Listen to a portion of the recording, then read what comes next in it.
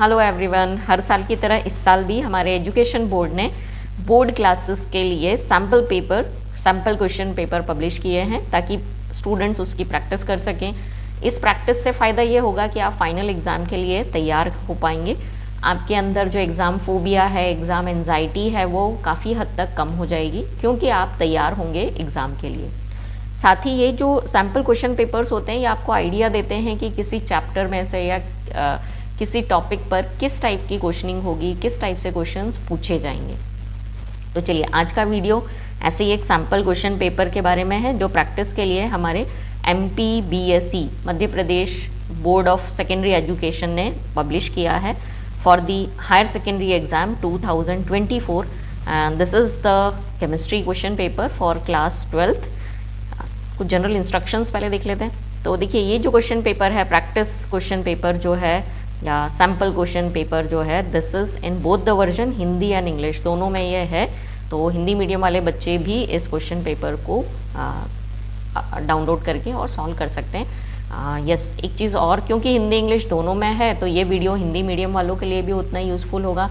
वो भी आंसर्स इस वीडियो में से टिक कर सकते हैं ऑब्जेक्टिव्स के लिए, और बाकी क्वेश्चंस मैं एक्सप्लेन करूँगी। तो Hindi and English both medium वाले जो स्टूडेंट्स हैं वो ये वीडियो ज़्यादा से ज़्यादा देखें, लाइक करें और अपने दोस्तों में, अपने फ्रेंड्स में शेयर करें। तो चलिए सबसे पहले देख लेते हैं क्या इन्होंने दिया हुआ है जनरल इंस्ट्रक्शन। तो देखिए इन्होंने बताया कि टोटल नंबर ऑफ़ क्वेश्चन आपके क्वेश्चन पेपर में होंगे 20, प्रिंटेड पेजेस हैं 15। ये सब चेक कर लीजिएगा जब आपको क्वेश्चन पेपर मिलेगा। टाइम 3 आवर्स का। मैक्सिमम मार्क्स जो है आपका जो केमिस्ट्री का क्वेश्चन पेपर होगा 70 मार्क्स का होगा, 30 का प्रैक्टिकल होता है, आपको अब मालूम है वैसे तो। अब कुछ जनरल इंस्ट्रक्शंस दिए हुए हैं इसमें क्वेश्चन पेपर से ही रिलेटेड, तो चलिए देख लेते हैं। ऊपर हिंदी में दिए हुए हैं, नीचे इंग्लिश में दिए हुए हैं, तो चलिए देख लेते हैं क्या इंस्ट्रक्शंस हैं। फर्स्ट है कि all questions are compulsory to attempt, सारे क्वेश्चन आपको अटेम्प्ट करना है। अब उन्होंने कैटेगराइज किया हुआ है क्वेश्चंस को कि question number 1 to 5 are objective type questions, है ना, ऑब्जेक्टिव टाइप क्वेश्चंस हैं and each question carry 1 mark, हर क्वेश्चन 1 मार्क के लिए है। Then internal choices are given for question number 6 to 20, मतलब क्वेश्चन नंबर 5 तक तो ऑब्जेक्टिव्स हैं, इसके बाद जितने भी क्वेश्चन है सब में इंटरनल चॉइस दी हुई है। तो आपको हर क्वेश्चन में और करके एक चॉइस, दूसरा क्वेश्चन आपको दिया हुआ है, आप उनमें से कोई एक क्वेश्चन अटेम्प्ट कर सकते हैं। नाउ क्वेश्चन नंबर 6 to 12 जो है टोटल 7 क्वेश्चन हैं and each question is for 2 marks. Word limit दी है उन्होंने, 30 वर्ड्स की वर्ड लिमिट है इस सेक्शन के लिए, मतलब 2 मार्क का क्वेश्चन यदि आप अटेम्प्ट करते हैं आपको 30 वर्ड्स में अपना आंसर एक्सप्रेस करना है। नेक्स्ट जो कैटेगरी है क्वेश्चन नंबर 13 से लेकर क्वेश्चन नंबर 16, ये टोटल 4 क्वेश्चन है, 13, 14, 15 और 16। ओके, ईच कैरी 3 मार्क्स और वर्ड लिमिट दी हुई है 75 वर्ड्स की वर्ड लिमिट है। ओके, नाउ लास्ट सेक्शन जो हमारे पेपर का है क्वेश्चन नंबर 17 से क्वेश्चन नंबर 20, टोटल 4 क्वेश्चन है एंड वर्ड लिमिट है इसकी 120 वर्ड्स की वर्ड लिमिट है। तो ये आपको जनरल इंस्ट्रक्शंस है, आपको कितना कंटेंट आपको लिखना है किसी क्वेश्चन के लिए मार्क्स के हिसाब से, ये आइडिया आपको लग गया है अब इस इंस्ट्रक्शन से। तो चलिए वीडियो स्टार्ट करते हैं हमारे फर्स्ट क्वेश्चन से जो कि ऑब्जेक्टिव टाइप का है, और फर्स्ट क्वेश्चन है MCQ, choose and right the correct option. अब इसमें एक चीज़ मैं आपको यहाँ बोलना चाहूँगी कि जब भी आप क्वेश्चन कोई भी एग्ज़ाम दें, टर्मिनल एग्ज़ाम दें या फाइनल एग्ज़ाम दें, आप क्वेश्चन नंबर ज़रूर डालिए और उसका ऑप्शन बी के साथ वो ऑप्शन भी लिखिए, ठीक है। तो फर्स्ट क्वेश्चन है soda water is, soda water क्या है? सो इट इज़, सही आंसर है गैस इन लिक्विड, है ना। सोडा वाटर आपको मालूम है, हेनरी का लॉ याद आया होगा, एप्लीकेशन हेनरी का, कि CO2 डिज़ोल्व की जाती है हाई प्रेशर पर इन वाटर। तो यहाँ पर करेक्ट आंसर है हमारा फर्स्ट के लिए B, that is gas in liquid. जो गैस है वो CO2 है और इन लिक्विड, तो लिक्विड यहाँ पर है वाटर, वाटर में CO2 डिज़ोल्व करके सोडा वाटर बनाया जाता है, right. Now the next one is, next question है carbolic acid is, carbolic acid और किसका नाम है? तो carbolic acid is phenol, phenol को बोला जाता है कार्बोलिक एसिड। आपने पढ़ा है फिनॉल का नेचर एसिडिक होता है, ठीक है, तो याद रखिएगा carbolic acid is phenol. Now next question, third question, unit of rate constant for first order reaction. First order reaction के लिए रेट कांस्टेंट K की यूनिट क्या है? तो यूनिट इज़ पर सेकेंड। इस पर मैं how to find the unit of rate constant for different order of reaction, एक वीडियो, एक शॉर्ट्स के फॉर्म में मैंने वीडियो अपलोड कर रखा है, आप ज़रूर उस वीडियो को एक बार देखिए, आपको बहुत हेल्प मिलेगा यूनिट्स फाइंड करने में। नेक्स्ट क्वेश्चन नंबर 4 है MCQ में, which of the following can be prepared by Stephen reaction. Stephen reaction जो है वो एल्डिहाइड प्रिपरेशन की मेथड है, तो सही आंसर है इसका aldehydes. Now next is nitrogen atom in amines is hybridised, मतलब एमीन्स का जो नाइट्रोजन है वो उसका कौन सा हाइब्रिडाइजेशन स्टेट होता है, तो करेक्ट आंसर इज sp3, क्योंकि कोई भी एमीन्स हो, जैसे प्राइमरी अमीन मैं लिख रही हूँ RNH2, इसमें देखिए नाइट्रोजन 3 सिंगल बॉन्ड बना रहा है और एक लोन पेयर होता है इसके पास में, तो टोटल इसको चाहिए 4 ऑर्बिटल्स, और 4 ऑर्बिटल्स वाला जो हाइब्रिडाइजेशन होता है वो है sp3। So the correct answer is sp3 hybridized होता है nitrogen in amines. Now next question है, chemically all enzymes are, I think ये आप सबको मालूम है, chemically all enzymes are protein, ये हम बहुत छोटी क्लास से पढ़ते आ रहे हैं कि सारे एंजाइम्स क्या होते हैं, केमिकली प्रोटीन होते हैं। तो ये हो गए हमारे 6 MCQ जो इस सैम्पल क्वेश्चन पेपर में दिए हुए हैं। अच्छे क्वेश्चंस हैं, आई थिंक आप सभी से बन गए होंगे। चलिए सेकेंड क्वेश्चन देख लेते हैं। तो सेकेंड क्वेश्चन है फिल इन द ब्लैंक्स के फॉर्म में, ऊपर हिंदी में दिया हुआ है, और इन द ब्लैंक्स है मोलैलिटी ऑफ वाटर इज। देखिए मोलैलिटी पूछें या मोलैरिटी पूछें वाटर की, आपने लिखना है 55.55। Okay, so molality of water is, answer है 55.5 या 55.55। ओके, नेक्स्ट है catalyst dash activation energy of reactant. Catalyst का रिएक्टेंट की एक्टिवेशन एनर्जी पर क्या असर होता है, तो आपने पढ़ा है कि कैटलिस्ट क्या करते हैं, एक्टिवेशन एनर्जी का जो वैल्यू है वो कम कर देते हैं। तो catalyst decreases the activation energy of reactant, जिसके कारण रेट ऑफ रिएक्शन बढ़ जाता है। नेक्स्ट है मरकरी, जिस is the element of dash transition series, तो ये है 5D सीरीज का मेंबर, तो answer is 5D। Mercury is the element of 5D transition series, है ना, 3D 4D 5D 6D ये सीरीज होती हैं। Next is phenol is dash acidic then alcohol. Alcohol के कंपैरिजन में फिनॉल मोर एसिडिक है या लेस एसिडिक है, तो यहाँ आपने लिखना है आंसर है मोर एसिडिक, है ना। फिनॉल का एसिडिक नेचर अल्कोहल से ज़्यादा होता है, ये बहुत इजीली H+ आयंस, मतलब अल्कोहल के कंपैरिजन में इजीली H+ आयन डोनेट कर देता है, तो answer is phenol is more acidic then alcohol. Next एक इक्वेशन दिया हुआ है RNH2 + CHCl3 + 3KOH gives you, 2 product उन्होंने बता दिए, मेन प्रोडक्ट पूछा हुआ है। देखिए जहाँ भी ये आए इस तरीके से एमीन्स दिखें और आपको क्लोरोफॉर्म दिया जाए, आंसर आपका आएगा आइसोसाइनाइड, एल्काइल आइसोसाइनाइड RN, और यहाँ से ले लीजिए C, तो answer is RNC, it is alkyl isocyanide बनता है, कार्बाइल एमाइन रिएक्शन है एक्चुअली ये, तो answer is RNC। Remaining product उन्होंने लिख के दे दिए हैं। लास्ट जो फिल इन द ब्लैंक्स है that is ammoniacal silver nitrate is called, तो टॉलेंस रिएजेंट जो होता है ना, टॉलेंस रिएजेंट जो कि सिल्वर मिरर टेस्ट में यूज़ किया जाता है, या जिसको हम टॉलेंस टेस्ट बोलते हैं उसमें यूज़ करते हैं, तो Tollens reagent is chemically ammoniacal solution of silver nitrate. Okay, तो आंसर इज टॉलेंस रिएजेंट, इसका आंसर है Tollens reagent. Now the third question is right true and false, जो इसी साल से इंट्रोड्यूस किए हैं बोर्ड ने हमारे स्टेट बोर्ड के एग्जाम में। तो ट्रू एंड फॉल्स लिखना है आपको, स्टेटमेंट करेक्ट है या नहीं है वो लिखना है आपने।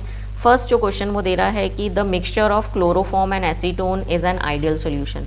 क्लोरोफॉर्म और एसीटोन को यदि आप मिक्स करेंगे तो आइडियल सोल्यूशन बनेगा, ये स्टेटमेंट है फॉल्स, यहाँ लिख देते हैं, ये स्टेटमेंट फॉल्स है, क्योंकि ये आपस में हाइड्रोजन बॉन्ड बनाएंगे, क्लोरोफॉर्म और एसीटोन के बीच में हाइड्रोजन बॉन्ड बनेगा, न्यू बॉन्ड्स बनेंगे, और उसके कारण ये आइडियल सोल्यूशन फॉर्म नहीं करेगा।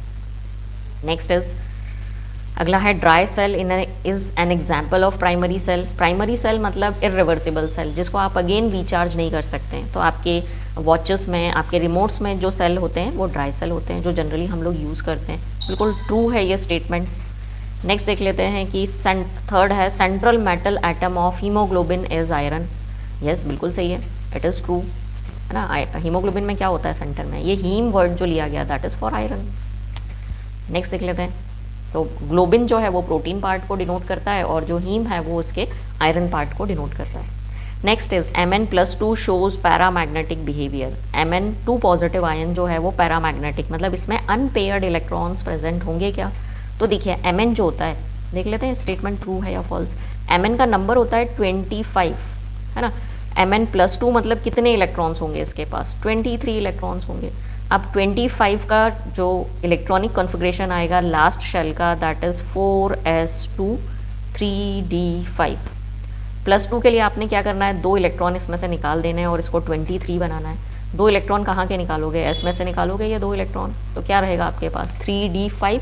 और सारे इलेक्ट्रॉन्स कैसे भरे होंगे d में? सारे इलेक्ट्रॉन सिंगल सिंगल फिल्ड होंगे, 1 2 3 4 एंड 5।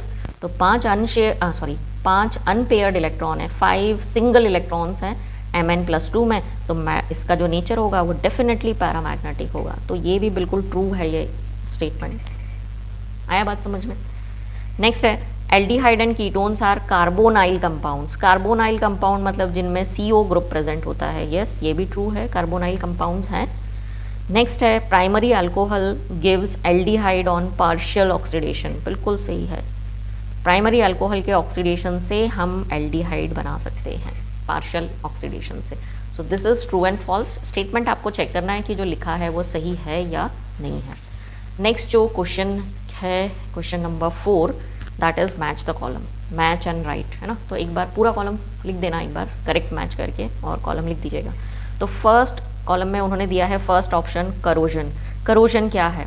रेड प्रेसिपिटेट है, ये तो फॉर्मूला हो गया। इलेक्ट्रोकेमिकल फिनोमिना है, यस। सो सी का जो सही पेयर है दैट इज इलेक्ट्रोकेमिकल फिनोमिना। तो फर्स्ट का करेक्ट आंसर है C. Next vitamin B12, vitamin B12 is cobalt, तो करेक्ट आंसर है इसका F। ओके, नाउ टेस्टोस्टेरॉन, ये मेल हार्मोन है, तो it is male sex hormone, तो सही ऑप्शन है इसका E आंसर है। थर्ड का करेक्ट ऑप्शन है E। नेक्स्ट डायएजोनियम सॉल्ट, डायएजो मतलब 2 नाइट्रोजन देखना है आपने, ये देखिए सॉल्ट, ये आ गया Cl, तो फोर्थ का करेक्ट आंसर है B, करेक्ट मैच है B। तो डायएजोनियम सॉल्ट, इसको मैच कर देंगे आप C6H5N2Cl को। Now falling solution, copper sulphate का एल्केलाइन सॉल्यूशन होता है, रेड PPT देगा आपको, तो फर्स्ट ऑप्शन आ गया इसका A। तो ये सारे ऑप्शन आ गए, केवल ये एक एक्स्ट्रा ऑप्शन दिया हुआ था, ये मैच नहीं होगा किसी से भी। देखिए 1 2 3 4 5 6 और यहाँ पर 5 ही है, तो आपको एक ऑप्शन ज़्यादा दिया हुआ था। ठीक है, I think match the column clear है सबको। And now the last one, मतलब हमारे ऑब्जेक्टिव टाइप के जो सेक्शन है उसमें लास्ट वन है question number 5। And question number 5 है आंसर इन 1 वर्ड और सेंटेंस। फर्स्ट क्वेश्चन है right the formula of calculating dissociation constant for weak electrolyte. Weak electrolyte के डिसोशिएशन कांस्टेंट को कैलकुलेट करने के लिए आपको फॉर्मूला बताना है। चलिए फॉर्मूला मैं यहाँ लिख दे रही हूँ। तो फॉर्मूला इज़, ये सबने पढ़ा हुआ है, हमारे कोलरैश लॉ पढ़ा हुआ है, और कोलरैश लॉ में उन्होंने वीक इलेक्ट्रोलाइट के बारे में ही बात किया था।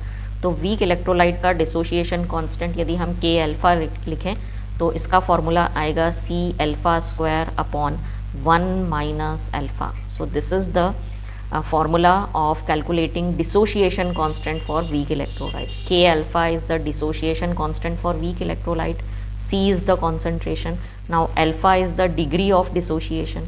ठीक है, C is the concentration and alpha क्या है? It is the degree of dissociation. And now the next question, second question है write the name of isomerism shown by, ये फॉर्मूला दिया हुआ है, 2 फॉर्मूलेज दिए हुए हैं। ये 2 फॉर्मूलेज कौन से आयनाइजेशन, कौन से टाइप के आयनाइजेशन को शो कर रहे हैं? तो देखिए दोनों फार्मूला कंपेयर करिए, CO NH3 का 5 टाइम, NH3 का 5 टाइम। यहाँ Br अंदर है लिगैंड के फॉर्म में, यहाँ पर बाहर है। यहाँ SO4 लिगैंड के फॉर्म में है, यहाँ SO4 काउंटर आयन के फॉर्म में है। तो जब केवल ये डिफरेंस हो कि काउंटर आयन को अंदर और बाहर एक्सचेंज किया गया हो, इसको बोला जाता है ionisation isomerism. So this is the example of ionisation isomerism. इसमें मैं नियर फ्यूचर इस टॉपिक पर एक वीडियो बनाऊंगी, आपसे शेयर करूंगी। Now next question is name the reaction between benzene diazonium chloride and phenol.